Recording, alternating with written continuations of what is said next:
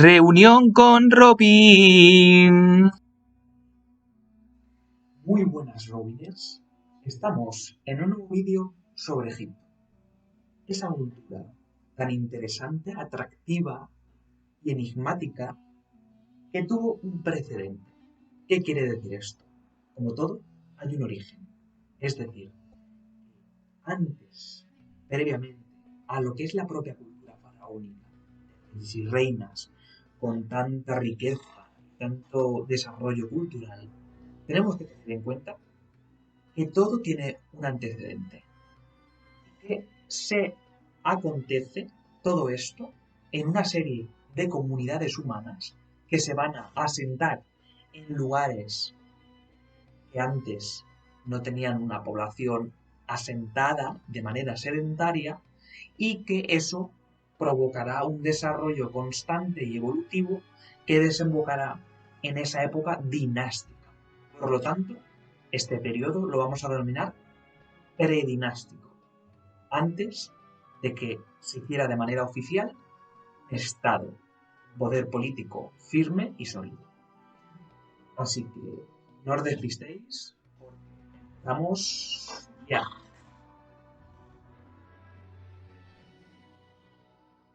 En primer lugar, es importante tener en cuenta uno de los elementos esenciales para el desarrollo de la explicación. Antes que lo histórico, incluso, y para que no estemos desubicados, tenemos que tener en cuenta el ambiente geográfico. ¿Y esto por qué? Porque, pues, para que se desarrollen una serie de hábitos cotidianos en la economía, en la sociedad, en términos políticos, etcétera, es importante tener en cuenta dónde nos situamos. Para ello, hay que tener en cuenta que hay una serie de imágenes que voy a ir poniendo para que sea todo más ilustrativo. En África es donde nos encontramos, concretamente en el noreste, ¿vale? Del norte y un poquito hacia el este, bastante. El caso es que tenemos que tener también en cuenta que uno de los elementos más importantes que va a tener este continente va a ser el río Nilo. A través de él van a suceder una serie de circunstancias que van a potenciar y facilitar la supervivencia de diferentes grupos humanos. Antes de indicar qué elementos y qué grupos humanos son los que me refiero, hay que tener en cuenta que nace en la parte sur del continente, concretamente en dos lugares, ¿vale? En el lago Tana y en el lago Victoria. La parte del sur, más hacia el sur, es considerado el río Blanco. Y la parte del lago Tana, hacia el este, es considerado el río Nilo Azul. Ambos, al ir hacia el norte, que es el cómo va el curso del río, es decir, va de sur a norte, cuando confluyen, ahí en ese momento es cuando es considerado más el río Nilo independiente, que sube hacia el norte, o bueno, o baja hacia el norte por la pendiente hasta desembocar en el mar Mediterráneo que todos conocemos y seguro que habéis surcado en algún momento por algún crucero o algo por el estilo. O habéis visitado Italia o podéis vivir en Valencia, etc. Hay que tener en cuenta que esa parte concreta de desembocadura, antes, justo ese terreno, se le llama delta. Y la parte que va desde el Cairo hacia Asuán se considera el valle del Nilo. Todo esto es importante y como base esencial para la comprensión de lo que las localidades posteriores que van a vivir ahí van a dar de sí. Es importante después tener en cuenta que va a haber una serie de fases o periodos evolutivos en el ámbito prehistórico que hay que considerarlos en mucha importancia para entender cómo se llega a la civilización dinástica. Dentro de esas fases, como he dicho, son 6. La primera sería el ateniense, del 40.000 al 20.000 a.C. Algunos autores incluso lo avanzan hasta el 10.000. Pero lo importante es que es una cultura lítica donde esos grupos humanos que se desarrollaban en torno al Magreb, Marruecos, Argelia, hasta el Sáhara, la parte noroeste, que utilizaban esos utensilios para algunos elementos de caza y para incluso herramientas de la vida cotidiana. Esto es muy importante porque evidencia una de las culturas africanas más antiguas en este continente. En siguiente lugar, la segunda fase es el periodo post-ateniense, del 20.000 al 10.000 aproximadamente. Esta es una fase muy importante porque es donde se desarrolla la última glaciación, llamada Burn. Aquí tenemos que tener en cuenta que van a producirse muchísimos cambios, como por ejemplo reducción prácticamente total o total de la vegetación, agua también fuera, gente sin agua y sin vegetación se tiene que ir. Por lo tanto, tampoco esa gente del Sáhara se tiene que ir, que concretamente la única zona de supervivencia en el continente africano va a ser el Valle del Nilo. Y por lo tanto se van a poder localizar perfectamente en esa zona. Esto que va a provocar además un cambio en torno a la economía, como por ejemplo una hiperespecialización de sus economías, como por ejemplo más actividad pesquera e incluso de caza de animales como bóvidos grandes o hipopótamos, cocodrilos, etc. Además, como vemos en cualquier grupo humano de civilizaciones antiguas y bueno, incluso en las modernas también, no tan así, va a haber conflictos por los recursos. Por lo tanto, hay que tener eso también muy en cuenta para el desarrollo de incluso su propia cultura. En tercer lugar, tenemos la fase del Pleistoceno al Holoceno en torno al año 10.000. ¿Qué significa? Que va a producirse un deshielo y va a subir el nivel del mar en la parte, por ejemplo, del estrecho de Gibraltar y en otras zonas incluso aumentará el cauce del río Nilo y bueno, pues será importante porque irá desarrollando unos elementos más en torno a la caza o a la pesca que antes no se podían dar. Es importante también la cuarta fase, que es la de neolitización en torno del 10.000 al 6.000. Es una época en la que se va generalizando la utilización de según qué recursos animales y la actividad económica de la caza y de la agricultura y sobre todo de la ganadería se va a ir generalizando muchísimo más. Pero eso no sucederá mucho más hasta la siguiente época, o fase mejor dicho, que será la de el periodo árido medio holocénico del 6.000 al 5.000, que es una etapa muy importante porque ahí es cuando se va a desarrollar sobre todo esa adaptación nilótica que ya venía anteriormente, es decir, esa utilización de los recursos que el Nilo ofrece para el desarrollo de toda su actividad económica y social, y sobre todo también una extensión de toda esa agricultura y ganadería que van a venir incluso ovejas y cabras de Oriente. También van a destacar el Próximo Oriente. También van a destacar la aparición de representaciones de animales como hipopótamos, jirafas y cocodrilos en diferentes rocas, que va a tener su punto más álgido en la sexta fase, que es la del periodo húmedo neolítico final, ya del 5.000 al 2.500. Y es una etapa que es muy importante tenerla en cuenta porque aquí ya se termina lo que es el propio neolítico. Es una fase en la que se siguen representando estos animales que anteriormente he dicho en diferentes rocas. Ese periodo, pues al ser más húmedo, se puede cultivar mejor y hay unas condiciones muchísimo más óptimas para el desarrollo de una vida humana muchísimo mejor. Además, es importante tener en cuenta dos elementos más, como son la crecida del Nilo de una manera más importante y la domesticación de animales que en esa zona de Egipto se utilizaban como elementos importantes de las economías, como por ejemplo podrían ser los dromedarios.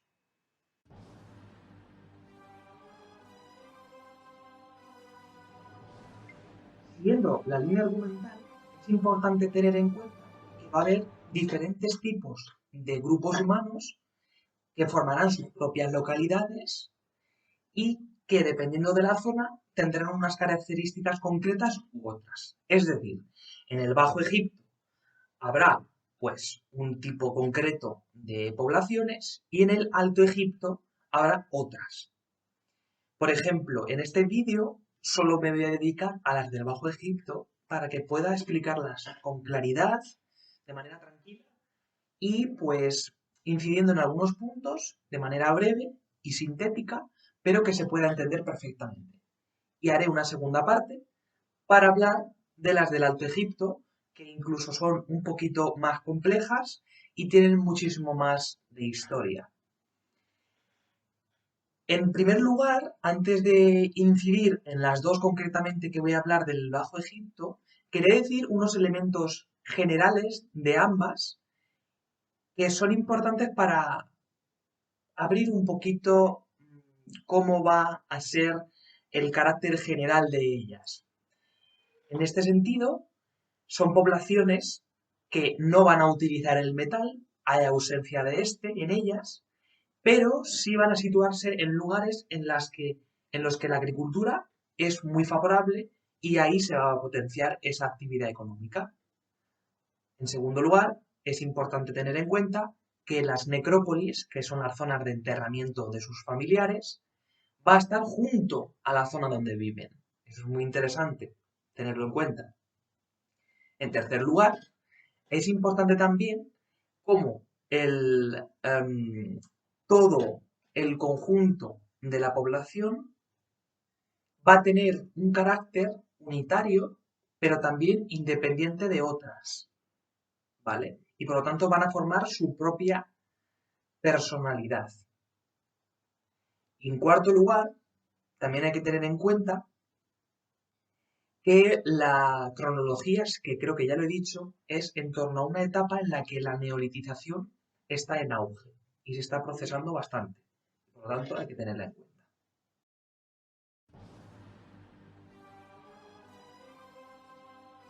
Primeramente, nos vamos a centrar en Merinda Beni Salam, que es una población que va a estar al sur-oeste del delta. Es muy importante tenerlo en cuenta para una serie de elementos que voy a decir a continuación. Es cierto que esta cultura se descubrió a través de un arqueólogo llamado Juncker, ¿no? Hermann, concretamente, era alemán y era egiptólogo. En torno a la década de los 20-30 excavó allí del siglo pasado, pero luego el Instituto Arqueológico Alemán, en los años 80 y 70, del 73 al 83, volvieron a hacer una serie de estudios y descubrieron algunos elementos que pasaron por alto en su momento un siglo atrás. Perdón, un siglo, 50 años atrás, o 60. El caso es que es importante que vamos a ver diferentes fases de ocupación, incluso niveles estratigráficos. ¿Esto qué quiere decir? Que va a haber diferentes capas de sedimentos, que es de tierra y de restos, que van a posibilitar que veamos que ha habido diferentes etapas cronológicas en las que los grupos que vivían aquí pues fueron evolucionando.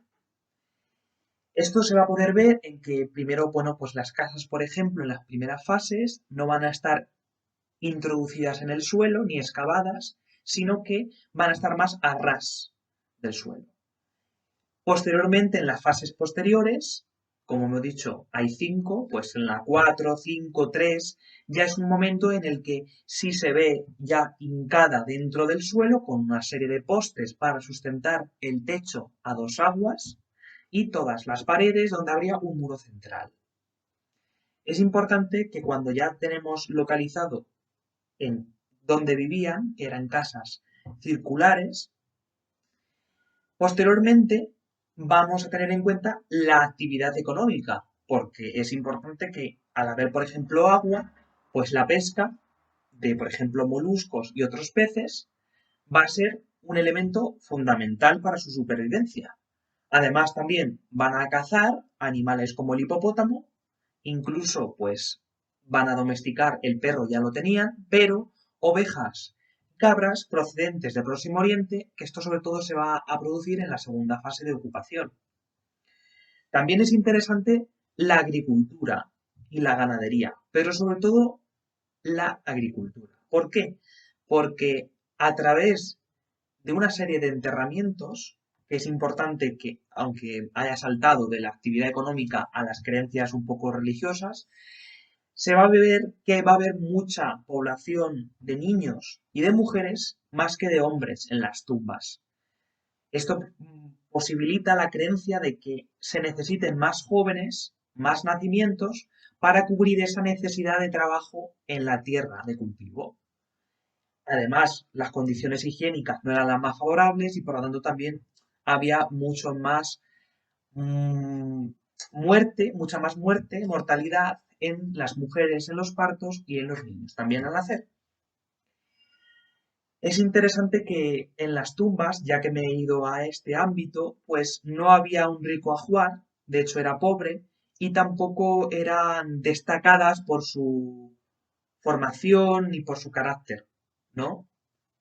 Pero sí hay que tener en cuenta que los cuerpos eran depositados de medio lado, en cúbito supino se le llama, con la cabeza mirando hacia el suroeste y al noreste la mirada. Es importante también tener en cuenta que, pasando a la agricultura, que es un elemento que no he dicho, se dedicaban al cultivo de la cebada y del trigo. La cultura material va a ser súper importante, porque hay que tenerla en cuenta, ya que nos va a guiar en estas fases evolutivas de la propia población. En ese caso, las primeras fases van a caracterizarse por una cerámica, por ejemplo, que va a caracterizarse por tener una decoración de espina de pez, mientras que en las siguientes fases se va a caracterizar una cerámica de color rojo o negro, incluso con diferentes decoraciones de relieves e incisiones. Además, en cuanto a la industria lítica, hay que tener en cuenta que al principio era bastante rica y abundante, pero en las siguientes fases va a ser mucho más pobre y van a destacar más vasos o paletas de piedra dura y ya está, no va a haber mucho más. Además hay que tener en cuenta que incluso sean como elemento característico e interesante un uso, es decir, un elemento que se utilizaba para hilar, por lo tanto la artesanía existía, el problema es que no ha dejado constancia en sí y es un elemento, es un objeto que sirve para hilar las fibras textiles y que en este caso el que se ha encontrado era de terracota. Dentro de esta cultura material es importante tener en cuenta algunos elementos como los platos huecos o los vasos puntiagudos ovoides, que son muy característicos de esta población concreta, y sobre todo la industria lítica, que creo que no lo he mencionado, perdón, va a ser característico los arpones principalmente que se utilizaban para la caza. Esto es la parte final ya de esta cultura que, bueno, va a caracterizarse pues por una extensión mucho más grande de sus gentes, es decir, que va a haber una extensión demográfica, van a ocupar un terreno, una zona más al sur, que estará cerca incluso de El Fayum, que es la segunda localización que trataremos.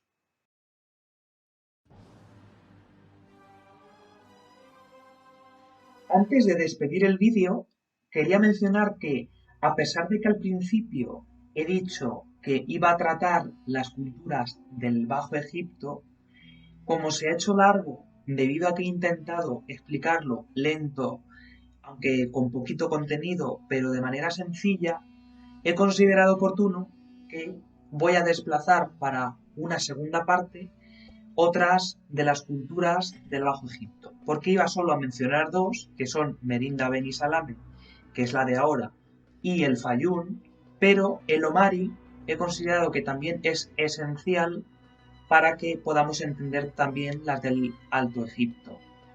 Entonces, considerándolo así, el segundo vídeo será más cortito, porque solo hablaré de esas dos culturas, que también pues será más breve, y haré una tercera parte, que ahí sí es donde hablaré de todas las culturas del Alto Egipto. Esto es una aclaración que quería hacer, porque os vais a encontrar con que aquí no voy a hablar de todas, pero creo que es lo oportuno para hacerlo muchísimo más claro y menos aburrido. Así que espero que os haya encantado conocer un poquito más cómo fue Egipto a nivel geográfico y a nivel histórico, concretamente en torno al ejemplo de una población.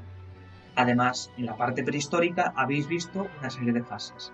Así que espero que haya quedado todo muy claro.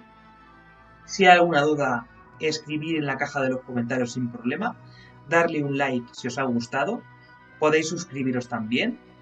Y en cualquier momento estar atentos porque puede haber un nuevo vídeo de cualquier temática.